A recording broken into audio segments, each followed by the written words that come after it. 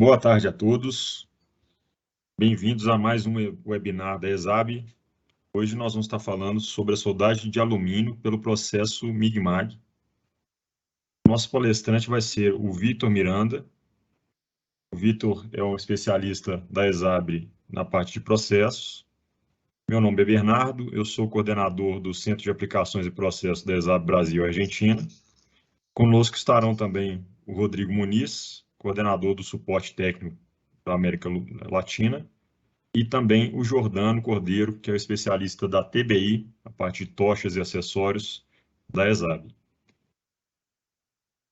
Vitor, eu vou passar a palavra para vocês. O evento ele vai deixar um tempo para perguntas e respostas ao final, né, de todos. Todos podem enviar as perguntas pelo chat, né, que nós vamos estar, dentro do possível, respondendo a todos.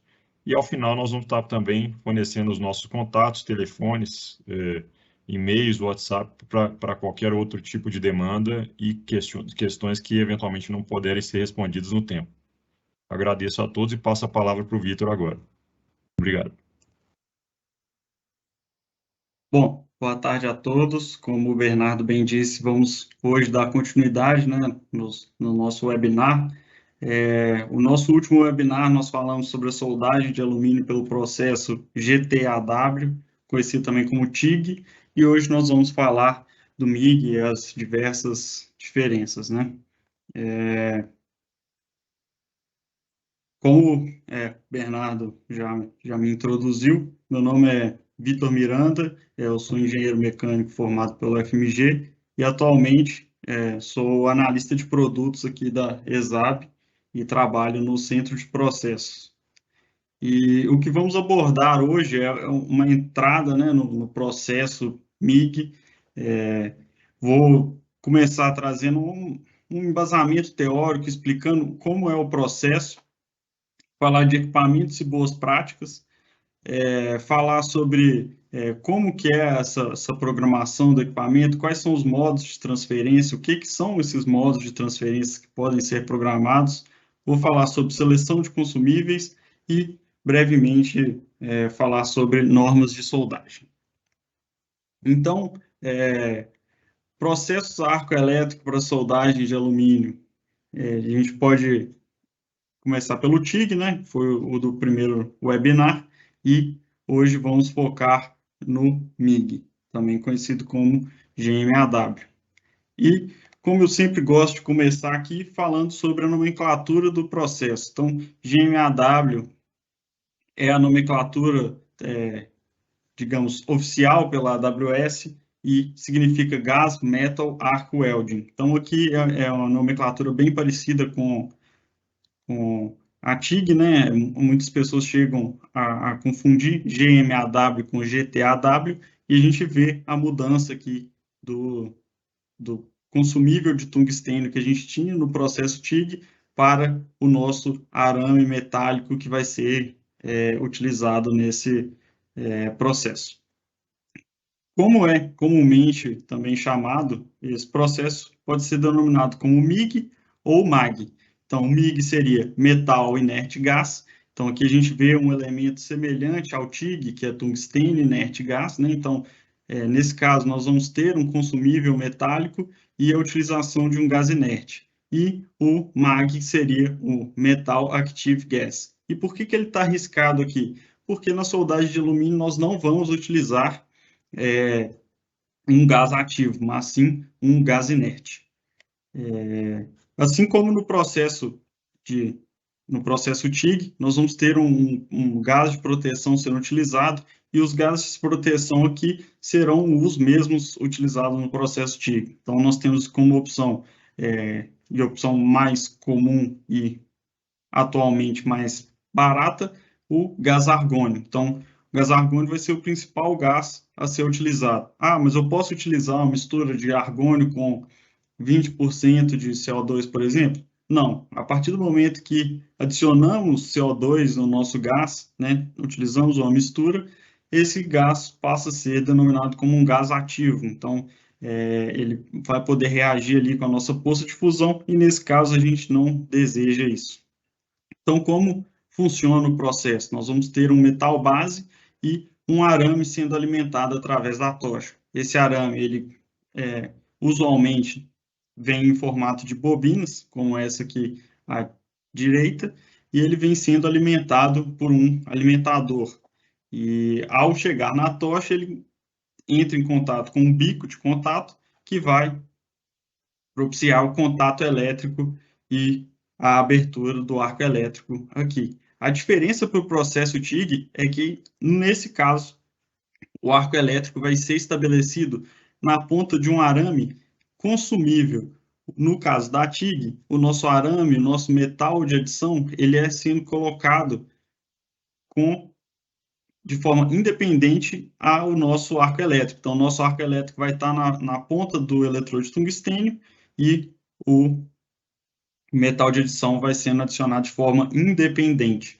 Aqui nós temos o arco elétrico de forma dependente do nosso consumível. Então, o nosso consumível vai ter o arco elétrico na ponta dele. E por que que isso é relevante?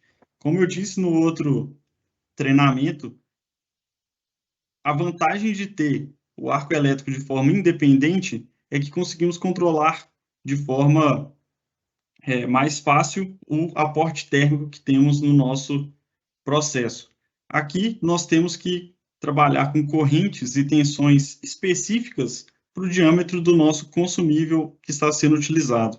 Então, um consumível de 0,8 milímetros de diâmetro, ele vai ter uma faixa de corrente e tensões que ele vai ter um bom comportamento. Se quisermos utilizar uma faixa de corrente maior, conseguir maior penetração ou maior taxa de deposição, nós vamos ter que buscar um consumível de diâmetro superior.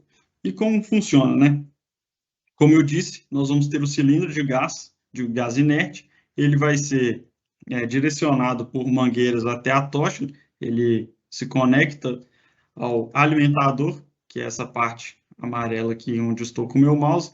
Esse alimentador vai ter o nosso consumível acoplado, nesse caso aqui, uma bobina, a bobina já vai estar acoplada aqui no nosso alimentador e, através de roldanas, o nosso consumível vai sendo empurrado através da nossa tocha até chegar na ponta da tocha.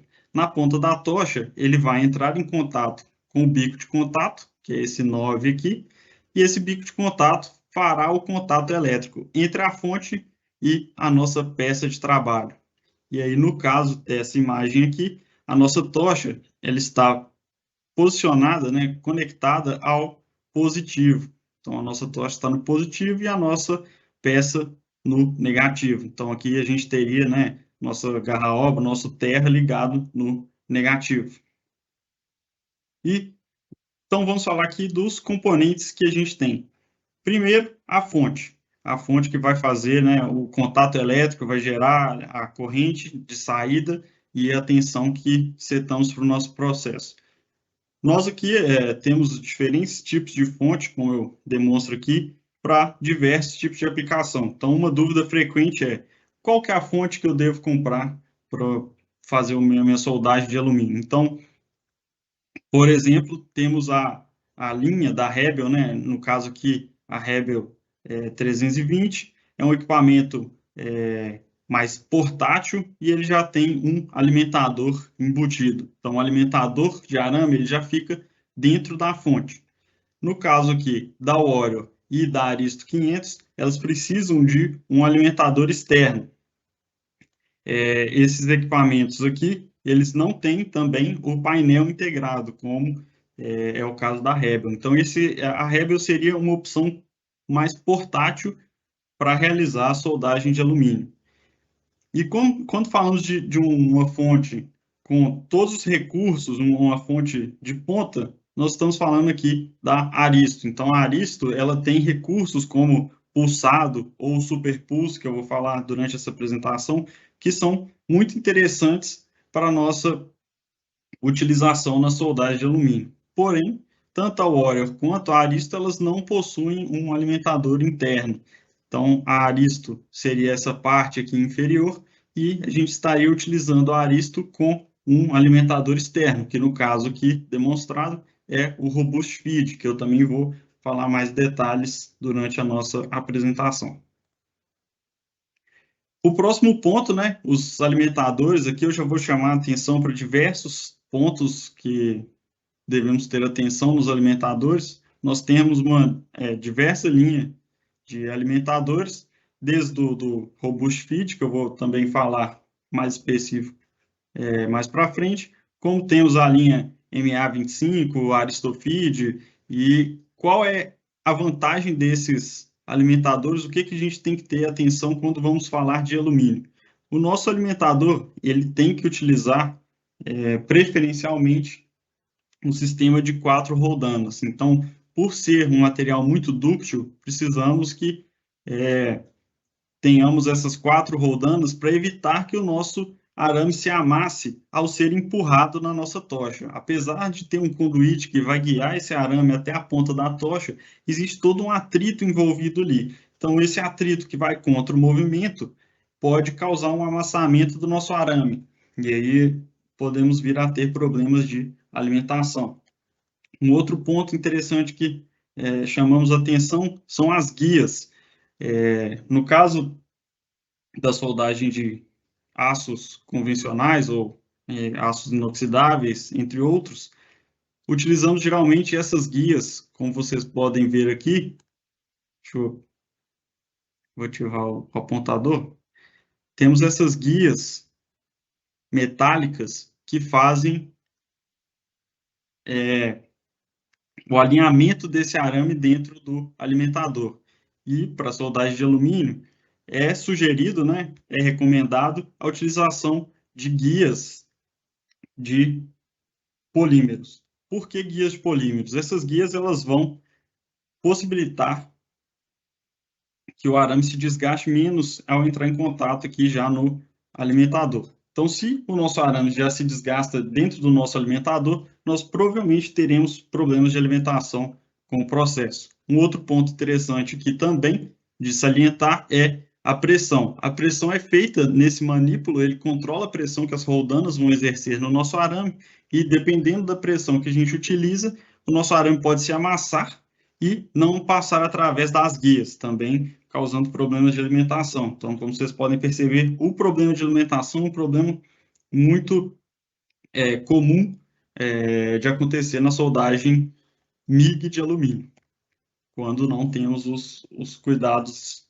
corretos. Então, outro ponto de atenção aqui no alimentador é a troca da roldana. Então, existe aqui, né, a roldana para alumínio, que vai ter o sulco dela em U, né, como vocês podem ver aqui, enquanto as de aço normais, aço carbono, vamos ter o sulco em V, e no caso de arames tubulares, utilizamos essa recartilhada, como vocês podem observar em detalhe aqui como que é o formato dela. Então, para a identificação das roldanas para alumínio, usualmente vai estar escrito A na face lateral dela, nessa que seria essa face aqui.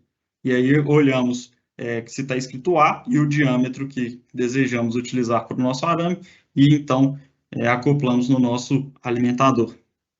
Então, como eu falei da pressão, também o correto é que não tenhamos pressão excessiva, para não acontecer, né, como demonstrado nesse esquema, que a roldana tem uma pressão excessiva e acaba deformando o arame durante a alimentação. Como eu disse, o Robust Feed ele é um alimentador muito interessante, que eu gostaria de falar alguns detalhes aqui. Ele tem roldanas de precisão e com ajuste individual de pressão.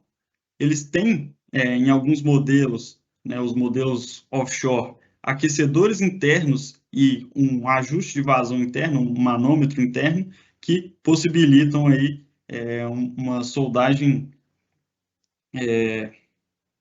mais portátil mesmo no processo MIG. Então, eu vou mostrar um vídeo posteriormente aqui e, com o decorrer da apresentação, vocês vão entender por que esse aquecedor interno é interessante para a soldagem de alumínio. Então, além disso tudo, na tampa do Robust Feed vão ter inúmeras instruções que demonstram a respeito das várias características do processo e várias variáveis, como pressão, quais são as roldanas indicadas para cada tipo de arame, Então, essas roldanas, elas são identificadas por cor, como vocês podem ver nessa imagem aqui. Então, é um equipamento bem intuitivo e com bastante informação para o processo de soldagem também de alumínio. Então, aqui nós temos um vídeo, eu vou passar ele brevemente, é um vídeo que está em inglês, e demonstra o Robust Feed.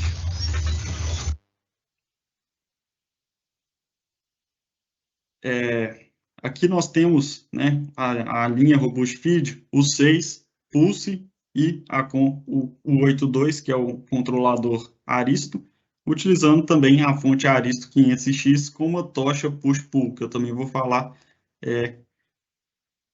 na sequência. Important to have a reliable system to get the consistent quality. So let's go into detail.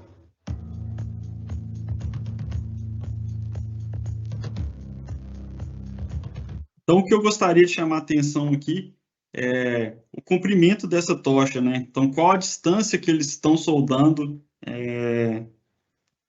com a utilização da tocha push-pull. Então, a gente pode ver um sistema portátil. Então, o nosso Robust Feed, o nosso arame vai estar dentro aqui do Robust Feed e temos aqui uma tocha push-pull com comprimento bem grande. Então, aqui vai ser demonstrada uma solda em alumínio.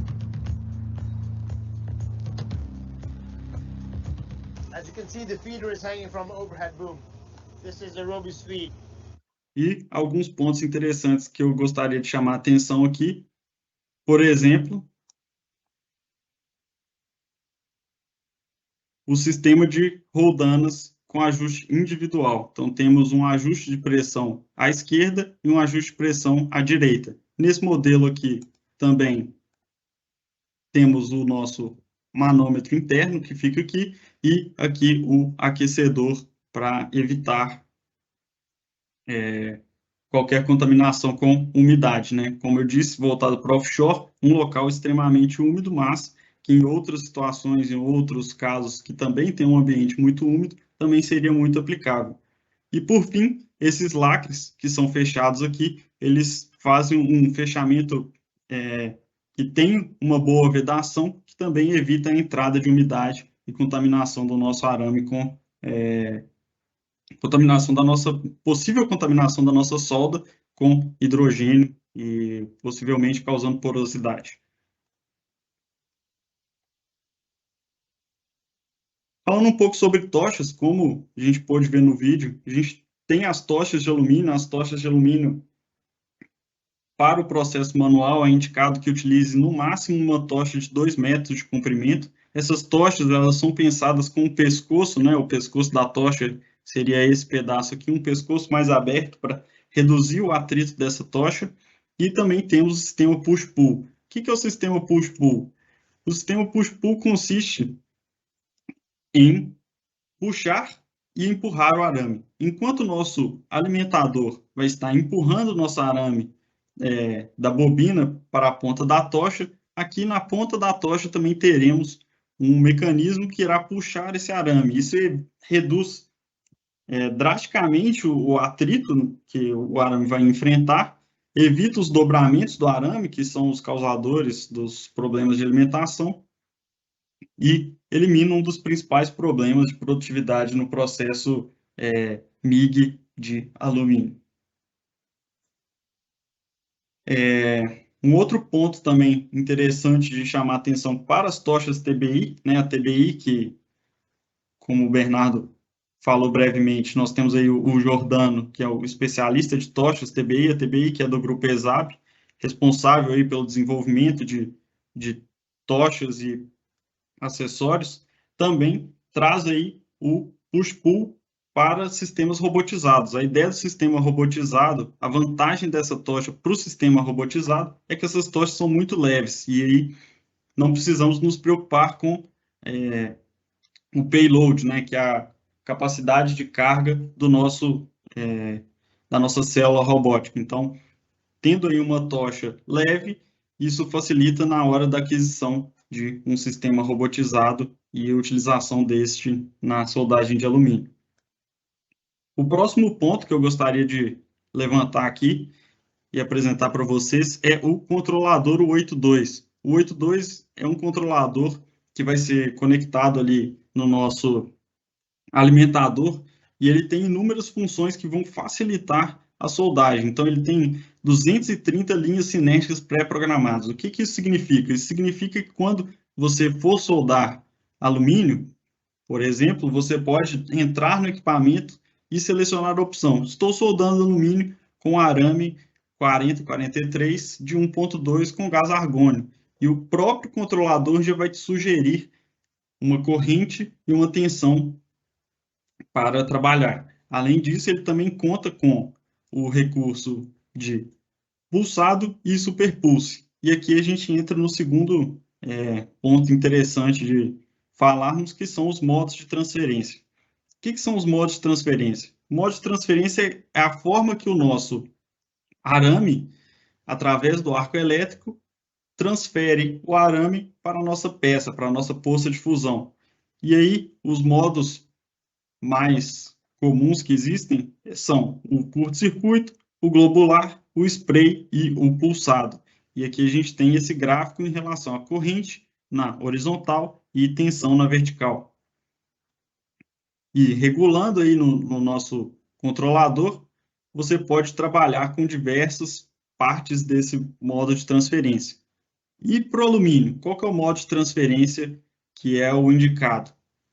O processo de curto-circuito, que é muito comum de ser utilizado, ele não é indicado para soldagem de alumínio devido à alta condutividade térmica do alumínio. Vou falar aqui sobre as características do alumínio mais para frente, mas a utilização do curto-circuito para soldagem de alumínio pode acarretar problemas, principalmente com falta de fusão. Então, é um processo com baixo aporte térmico, como a gente pode perceber que ele é baixa corrente, baixa tensão, então ele pode causar um problema de falta de penetração. O processo globular é um processo instável e ele nunca é desejado para o nosso processo de soldagem. Até mesmo para aços carbono, são poucas as situações onde esse modo de transferência é aplicável. E aí entramos no modo spray. O spray é um processo que vai ter um aporte térmico mais alto, uma estabilidade alta e não teremos problemas de falta de fusão. Mas qual é o problema do spray? O problema do spray é o alto aporte térmico. O alto aporte térmico ele pode ser indesejado em dois tipos de casos. O primeiro caso, onde temos uma liga que é termicamente tratável, então quanto maior o nosso aporte térmico, provavelmente piores serão as nossas propriedades mecânicas do material, se a gente pensar na característica dele como soldado, e para trabalhar com chapas finas. E é aí que entra o pulsado. O pulsado ele consegue trazer a estabilidade do spray com o baixo aporte térmico do curto-circuito. Então, ele é um processo mais estável que conseguimos controlar melhor o calor. Agora, eu vou mostrar para vocês um vídeo que vai falar do superpulse. O que é o superpulse? O superpulse é uma característica que o controlador, o 82, traz, um modo de transferência que a gente consegue unir dois modos de transferências diferentes. O pulsado com curto-circuito ou dois pulsados diferentes, por exemplo, ou pulsado com spray. Dessa forma, a gente consegue parametrizar de diversas formas, tendo um processo estável e reduzindo ou aumentando o aporte térmico. Nós podemos utilizar o superpulse para aumentar ainda mais a nossa produtividade ou utilizar o superpulse para termos um processo estável com um heat input, né, um aporte térmico controlado, evitando falta de fusão e conseguindo soldar chapas finas. Então, é um recurso bem versátil que conseguimos controlar e parametrizar de diversas formas. Então, eu vou mostrar um vídeo aqui que vai demonstrar como isso é feito em câmera lenta, a mostrar o modo de transferência.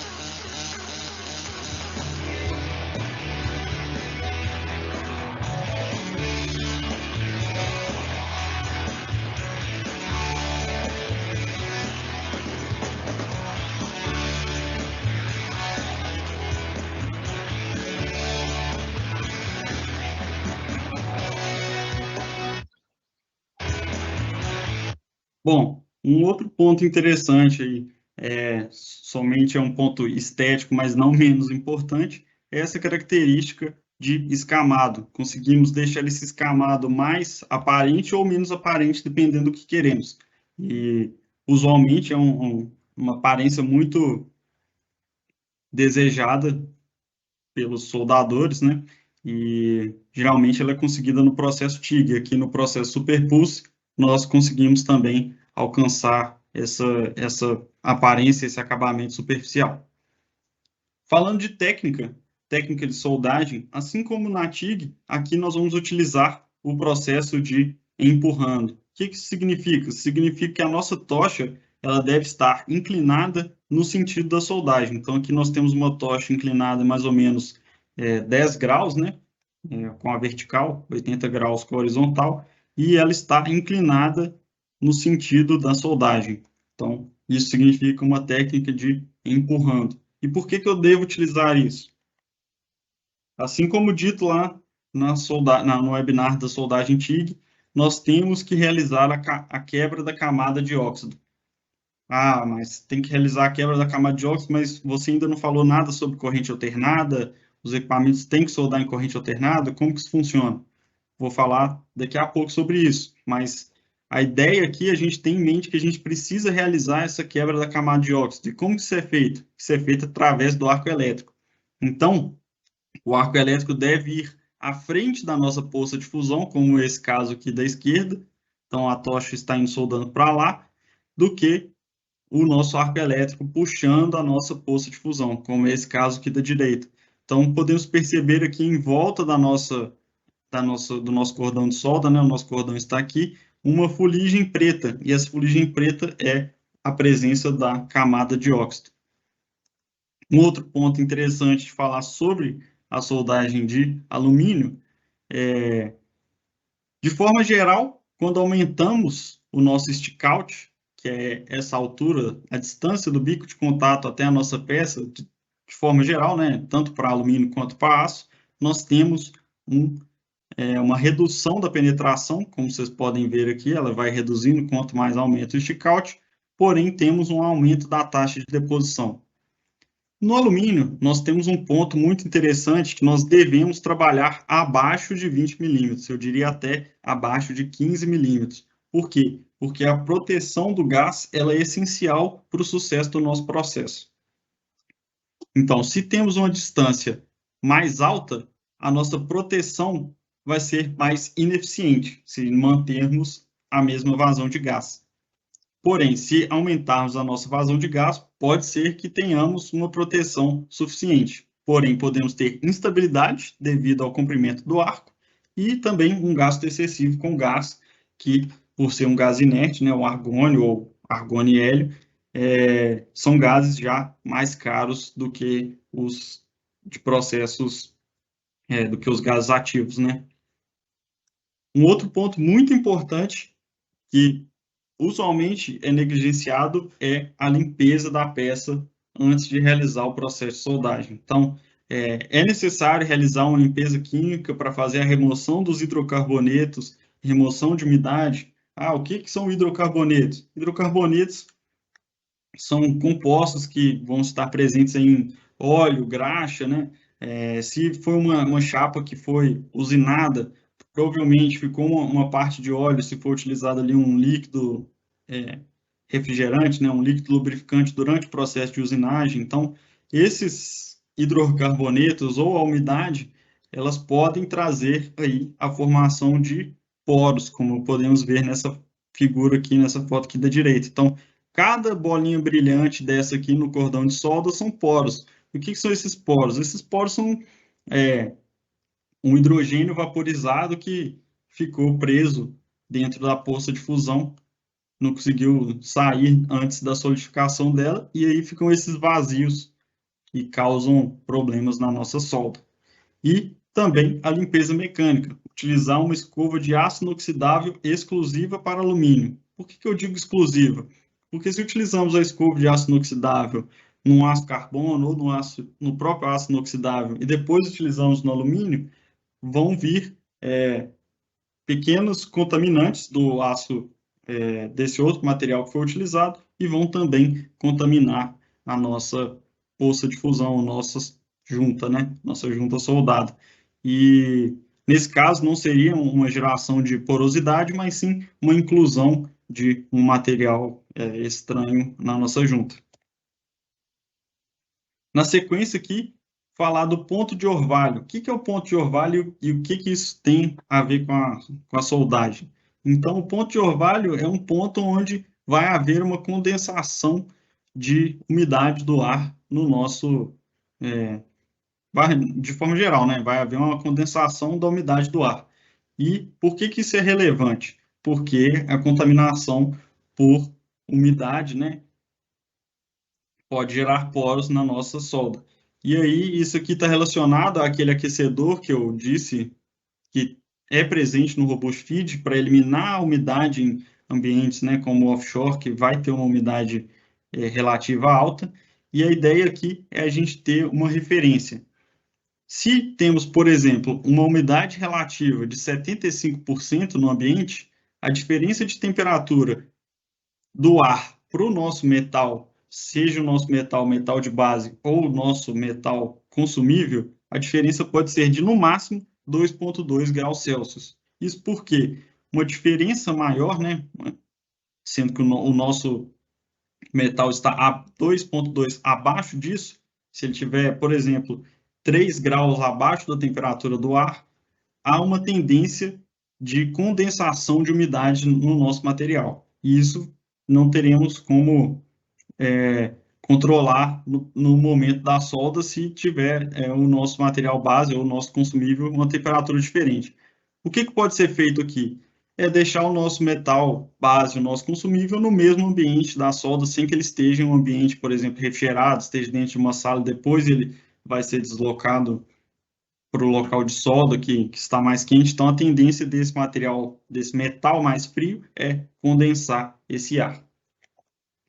E aqui falando sobre as propriedades, características do alumínio, comparando com o aço, que é o que a gente tem mais comum, a gente tem um material 2,9 vezes mais leve, o alumínio é 2,9 vezes mais leve, e outros pontos interessantes aqui para o processo de soldagem, temperatura de fusão. A temperatura de fusão do alumínio é só 660 graus, enquanto do aço, em torno de 1.500 graus. Um outro ponto muito interessante aqui, condutibilidade térmica. A condutibilidade térmica do alumínio ela é 4,4 vezes, em média, maior do que a do aço. Então, temos um gradiente de temperaturas muito específico na soldagem de alumínio, muito diferente do que acontece com a soldagem de aço carbono. Então, é interessante a gente entender o nosso material para entender os fenômenos que estão envolvidos aí na soldagem do alumínio. Falando aqui um pouco da transição TIG-MIG, o que é a ideia da transição TIG-MIG? O que vai mudar para mim quando eu sair do processo TIG para processo MIG na soldagem de alumínio? Então, o primeiro deles é problema de alimentação. Esse é o problema mais comum que enfrentam. O problema de alimentação ele pode ser tão grave, se não tratado de forma correta, que o processo MIG, que deveria ser muito mais produtivo, se torna mais improdutivo que o TIG. Então, o problema de alimentação ele pode aparecer no nosso processo de soldagem de diversas formas, como alimentação irregular, a gente vai ver o arame travando ali na ponta da nossa tocha, fusão do bico de contato, como podemos ver aqui na direita superior, e burnbacks. O que são burnbacks? Ao final da nossa soldagem, o arco elétrico abrir até o nosso bico de contato e consumir todo o nosso arame. Isso também é um sinal de problema de alimentação. E o que podemos fazer a respeito disso? Utilizar o bico de contato correto. Os bicos de contato, né, uma curiosidade, é que muitas vezes as lojas vendem os bicos de contato com bico de contato de alumínio e esses bicos são vendidos mais caros. O bico de contato de alumínio ele pode ser usado qualquer bico de contato comum, o bico de contato de cobre comum. Só que utilizar com um diâmetro superior. Ou seja, se eu estou soldando com um arame de 1.0, vou utilizar um bico de contato de 1.2. Se eu estou soldando com arame de 1.2, vou utilizar um bico de contato de 1.32 ou 1.4. Então, não existe uma diferença entre o bico de contato comum para o bico de contato para alumínio. Então, existe esse mito aí, muitas vezes a gente paga mais caro por um bico de contato, na verdade eles são iguais. O próximo ponto, que muitas pessoas não conhecem, é que nesse miolo freador, que é onde a nossa bobina vai, então está representado aqui esse miolo freador, ele possui um sistema de freio. E esse freio ele pode ser ajustado, como mostrado nesse esquema, nessa figura, para deixar mais leve. Então, temos que deixar esse freio mais leve para a soldagem de alumínio. Por quê? Porque o alumínio é um material mais macio. Próximo ponto é a utilização das guias poliméricas na nossa tocha. Então, o que é a guia polimérica? Essa linha vermelha aqui que vai conduzir o arame através da tocha até a ponta. As tochas de alumínio TBI já vêm com essa guia polimérica, de poliamida. Então, temos essa opção para reduzir o desgaste, né, do arame em contato ali com as guias comuns, que seria uma guia de aço como essa aqui. Próximo ponto interessante dos arames ESAB em específico, que eu vou demonstrar aqui para vocês, é os problemas de entupimento dessas guias. Esses arames muitas vezes vêm com partículas na superfície e, como vocês podem ver aqui, um comparativo entre o acabamento de um arame da concorrência com o padrão ESAB, né? Os arames ESAB, que são fabricados pela Alcotec, uma empresa líder de mercado nesse segmento. A Alcotec agora ela faz parte do grupo ESAB, vocês podem perceber um acabamento superficial bem superior ao da esquerda. Então, esse acabamento superficial, como podemos ver em um aumento de 200 vezes, ele vai melhorar a alimentação, né, retirando essas partículas na superfície, evitando o entupimento das nossas guias, vai reduzir porosidade, respingos e fumos. Então, aqui vai ter um vídeo agora que vai fazer um comparativo desse problema aí que os arames concorrentes demonstram.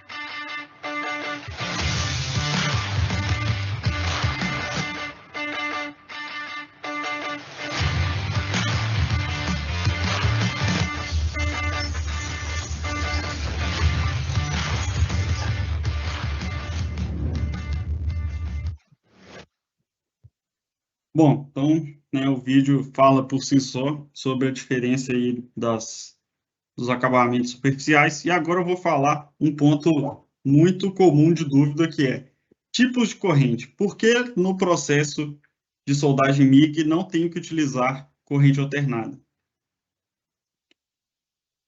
O que acontece? Temos que lembrar lá no processo TIG que temos um eletrodo de tungstênio não consumível, mas nós precisamos de realizar a limpeza. Se eu soldar no processo CC+, o que vai acontecer com o meu eletrodo de tungstênio? Nós podemos ver pela tabela aqui que, pelo balanço de calor, 70% do calor vai estar no eletrodo de tungstênio. E o que isso vai gerar? Uma rápida deterioração do eletrodo de tungstênio. Então, nosso eletrodo de tungstênio não vai durar nada. E por que eu posso utilizar CC+, no processo MIG? Porque o meu arame, ele é consumível. Eu quero que ele se, entre aspas, deteriore. Eu quero que o calor esteja no meu arame e que ele seja depositado na peça. Então, como vimos, para realizar aqui a quebra da camada de óxido, né, com a nossa peça no negativo e a nossa tocha no positivo, temos a ação do arco elétrico que vai ser realizada com a passagem dos elétrons, né, que vão do negativo para o positivo, quebrando essa camada de óxido e também fundindo o nosso arame. Então, aí fica claro por que eu posso utilizar a corrente CC+, no MIG. Por quê? Porque eu quero fundir o arame, eu quero que o calor esteja no meu arame. Então, podemos utilizar aí o CC+, diferentemente do processo TIG. Um outro ponto de atenção que temos no processo MIG, principalmente, isso a gente vê principalmente no processo MIG, muitas vezes pela deficiência da proteção de gás, é o que eles chamam de black soot, que a gente chama de fuligem, que é essa parte preta aqui, que também pode ser vista no arame. E o que é essa parte preta? E quando ela é mais comum? Ela é mais comum nos arames da série 5000. Então, 53, 56, 51, 83. Esses arames, eles possuem magnésio em sua composição. E a vaporização desse magnésio nas altas temperaturas do arco elétrico em contato com a camada de óxido gera esse aspecto.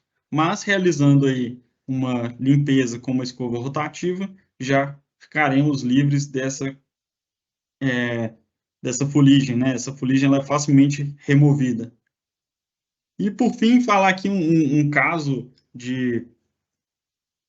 pensando em produtividade, temos aqui um dado um dado real, né, de uma indústria de bicicletas que queria sair do processo tradicional TIG e passar para o processo GMAW, MIG, que é a solução proposta pela ESAB.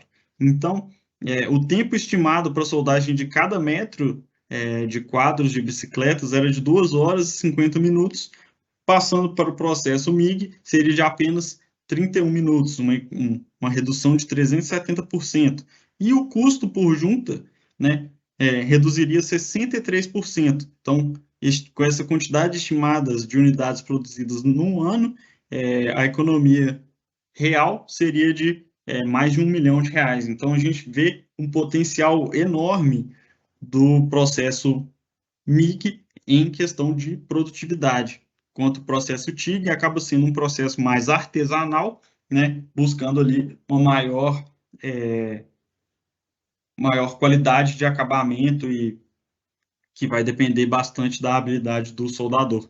Um outro ponto que poderia ainda ser um ganho ainda superior aqui nesse caso de análise para passagem para o processo MIG seria a utilização de Marathon Packs. O que são Marathon Packs? São embalagens que estão mostradas aqui à direita, que possuem uma maior quantidade de arame. Então, isso reduz o tempo de trocas de bobinas e trará uma maior produtividade. Então, até 95% menos tempo de troca e manutenção. Por que troca e manutenção? Porque quando o nosso arame acaba, se ele acaba no meio de uma peça, nós vamos ter um retrabalho. Então, se temos menos trocas, temos menos retrabalho nas nossas peças com cordões incompletos. Então, aqui também, dados mostrando os ganhos em horas e número de trocas. E agora eu vou falar sobre a seleção de consumíveis.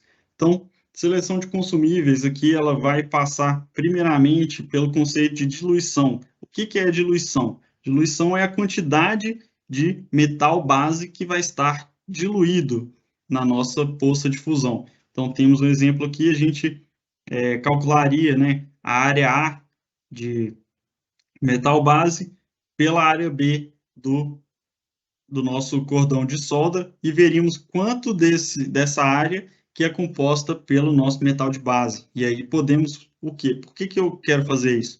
Aqui temos alguns gráficos que demonstram a composição química de elementos de liga que vão trazer maior chance de trincas a quente. Então, aqui numa liga ALSI, por exemplo, temos um pico aqui em aproximadamente 1% desse elemento de liga. Aqui também na liga ALMG2SI, também temos um pico de sensibilidade a trincas em torno de 1%. Então, o que queremos aqui? Nós queremos aumentar essa concentração desse elemento para reduzir a nossa chance de trincas.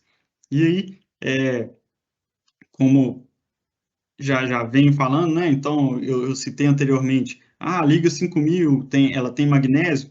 As ligas de alumínio, diferente de outros materiais, elas são classificadas aqui em séries. Então, essas séries vão do número 1 até o número 8.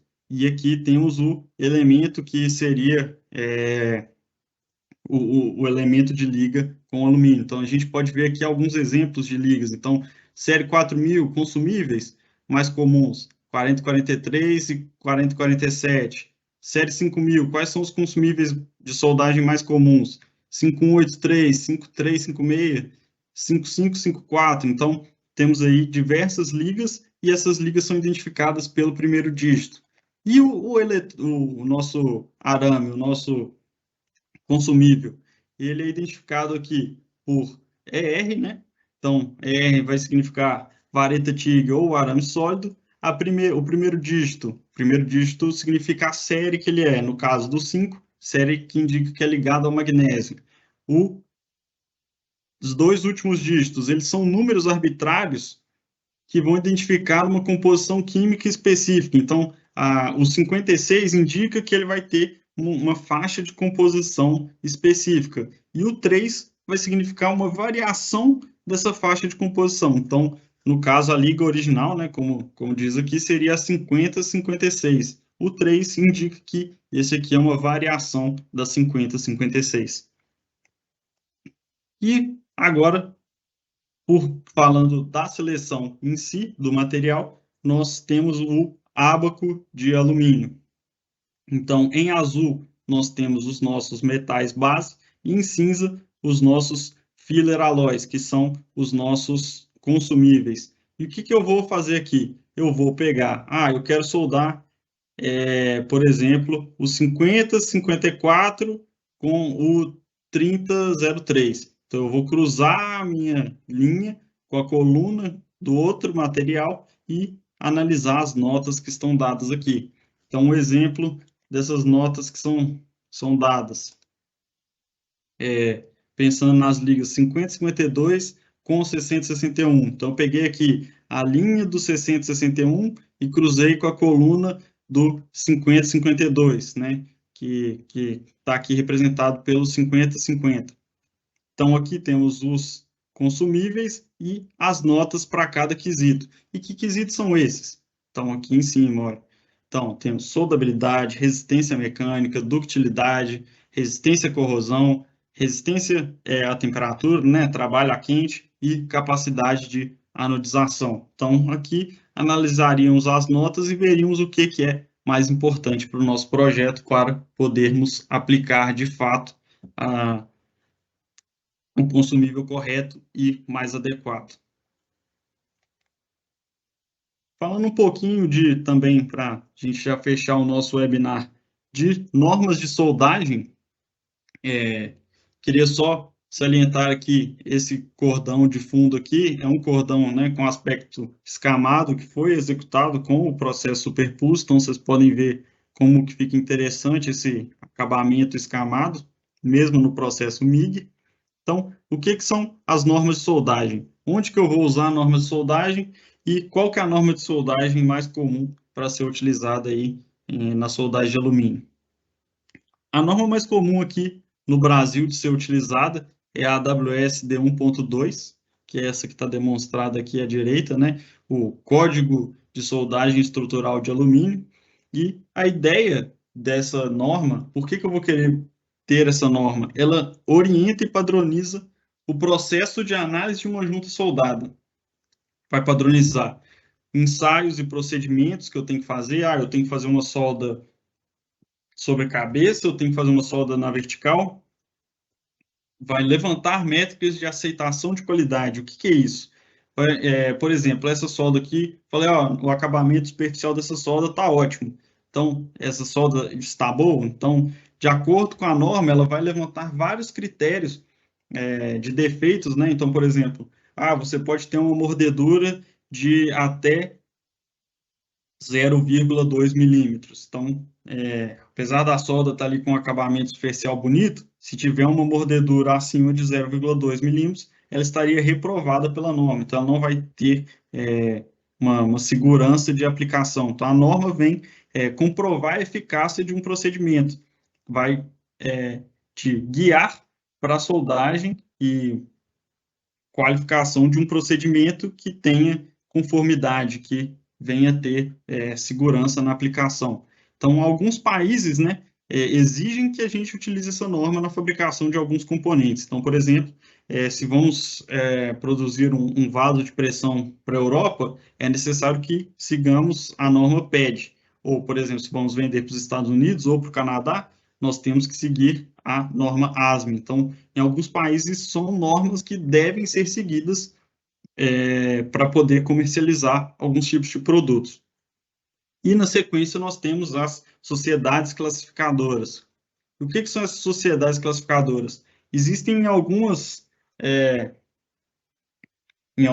setores, né, industriais, algumas sociedades que verificam todos os componentes de fabricação. Cito aqui, por exemplo, a indústria nuclear, a indústria naval. Essas indústrias, elas têm algumas sociedades que têm todo um procedimento de verificação e inspeção que buscam garantir que aquele componente, aquele equipamento, seja produzido conforme o que é esperado para um componente ter segurança. Então, essas sociedades classificadoras também referenciam normas de soldagem específicas que, para podermos vender podermos vender o nosso componente, né, para determinadas indústrias, é necessário que esse fabricante, esse componente, ele tenha sido verificado por essa sociedade classificadora. Então, alguns ensaios, né, que são estipulados pela norma AWS D1.2 são esses aqui, alguns deles. Então, por exemplo, temos que executar um ensaio de Charpy, por exemplo, ou realizar a execução de um ensaio de tração ou um ensaio de dobramento. Então, esses são ensaios de formas gerais que as normas de soldagem exigem para a qualificação do procedimento. Então, por exemplo, no ensaio de tração, o seu componente, né, usinado e trabalhado nesse formato, vai ser acoplado ao equipamento e ele deve atingir uma determinada força, uma determinada tensão aplicada para poder ser aceito naquela classe de materiais. A norma também traz em relação à avaliação visual. Então, por exemplo, eu olhei aquele cordão lá e falei, não, esse cordão ficou bom. Então, aqui tem os formatos desejados, né, o formato do nosso cordão, a seção transversal desejada para o nosso cordão. Aqui a gente tem, né, não é o ideal, né, os aceitáveis, os filetes aceitáveis para o nosso procedimento de soldagem, e aqui já temos alguns filetes inaceitáveis. Então, aqui, por exemplo, podemos ver uma mordedura, aqui uma diferença de pernas muito drástica, que traria, por exemplo, uma seção transversal inferior e uma área de resistência inferior. Aqui, por exemplo, uma fusão incompleta na raiz, todos esses defeitos são considerados inaceitáveis num procedimento de soldagem. Falando também de reforço e raiz, né, nesse caso aqui, muitas vezes a gente associa um grande reforço com uma maior resistência, afinal, nós vamos ter uma área transversal maior, mas um reforço excessivo ou uma raiz, uma concavidade na raiz excessiva, podem trazer também um concentrador de tensão. O que é esse concentrador de tensão? Devido à geometria desse cordão de solda, vamos ter um aumento da tensão na periferia do nosso cordão de solda. Então, podemos ver na internet aí diversos casos onde a fratura ocorre logo aqui ao lado do cordão. Isso por quê? Porque havia um concentrador de tensão geométrico, né, pela geometria do cordão, que aumentou a tensão demasiadamente e o material não resistiu. Então, a norma traz aqui para a solda bilateral ou de um lado só, né, de acordo também com a espessura da chapa, o reforço máximo aceitável. Então, por exemplo, uma chapa aqui de abaixo de 10 milímetros, um reforço máximo de 2. E aqui a chapa soldada de um lado só, para chapas até 6, no máximo um reforço de 2 também. Já aqui, para finalizar o nosso webinar de hoje, eu trago um ensaio destrutivo, conhecido como teste fratura ou nick break, que é um ensaio muito interessante para detectar duas das principais descontinuidades na soldagem de alumínio. E quais são essas duas descontinuidades principais? Poros e falta de fusão. Então, por que a gente tem falta de fusão? Se vocês lembrarem lá do modo de transferência que eu disse, a gente pode ter falta de fusão por um modo de transferência inadequado, uma parametrização inadequada, um posicionamento de tocha inadequado, e a porosidade ela pode ter a ver com a limpeza, com a falta de proteção gasosa, né? E nessa imagem aqui à direita, vocês podem ver aqui pontos bem brilhantes e bem nítidos de poros. Então, esse aqui foi um ensaio de nick break que foi utilizado e identificou-se a presença de poros. E é interessante a utilização desse ensaio porque é um ensaio rápido e barato, e que permite detectarmos rapidamente algum problema antes de seguirmos com a soldagem daquele componente.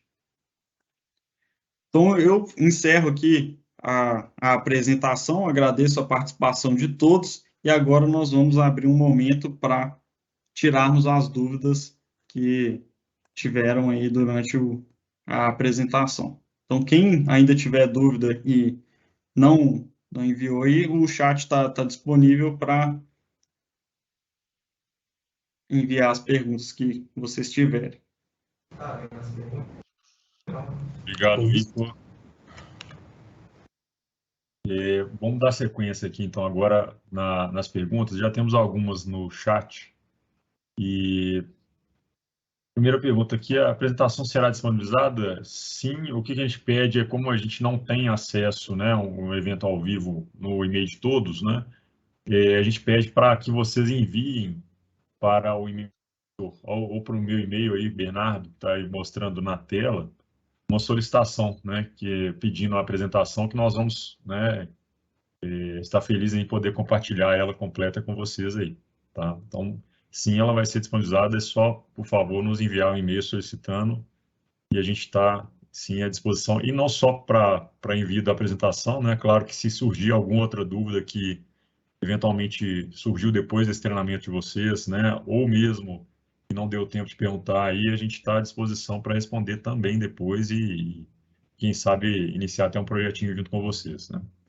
Bom, próxima pergunta tem, num treinamento para soldadores, qual metal de base irá demandar um tempo maior?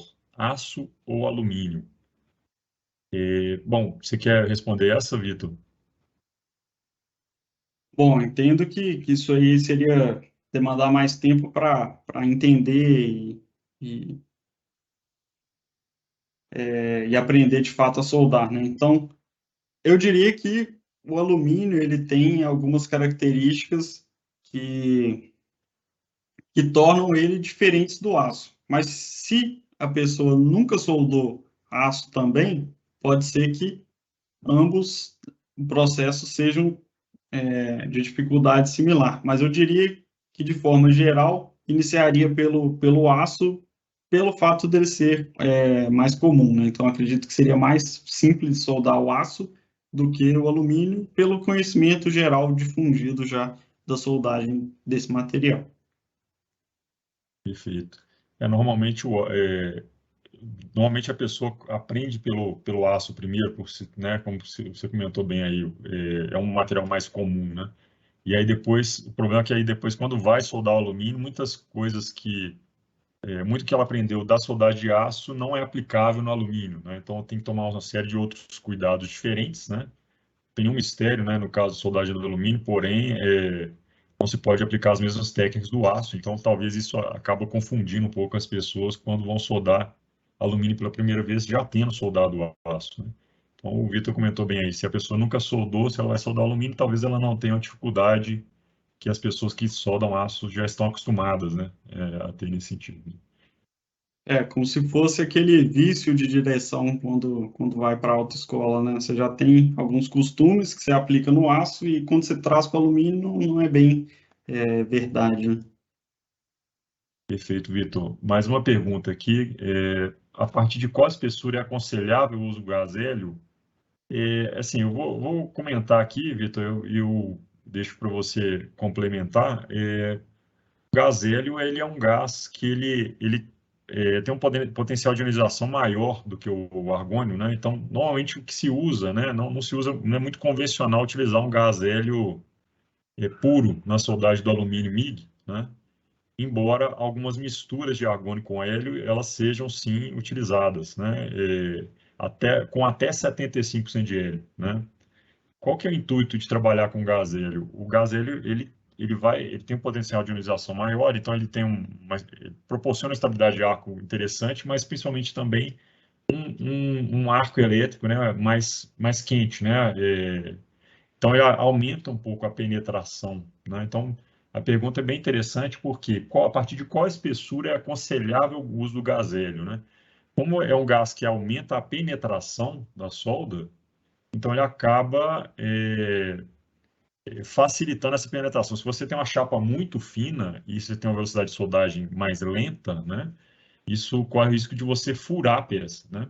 Então, o que eu diria assim, na prática, a partir de cerca de uma chapa de alumínio de 1/8 ou 3 milímetros aproximadamente, né, você já pode utilizar misturas de gás hélio com argônio, porém você vai ter que trabalhar com velocidade de soldagem bem maiores, né? Então isso é muito utilizado quando você quer aumentar a sua produtividade também. Então você quer trabalhar com uma produtividade maior e entende que isso pode ser feito através da mudança do gás, então aí sim é uma alternativa trabalhar com gás hélio, mas não em espessuras menores que 3 milímetros, né?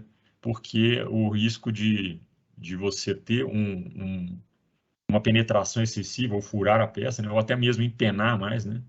É grande, né? Então, acho que talvez fica essa dica. Se quiser complementar mais alguma coisa, Vitor, eu acho que mas basicamente, acho que pelo que eu entendo, a gente poderia recomendar dessa forma.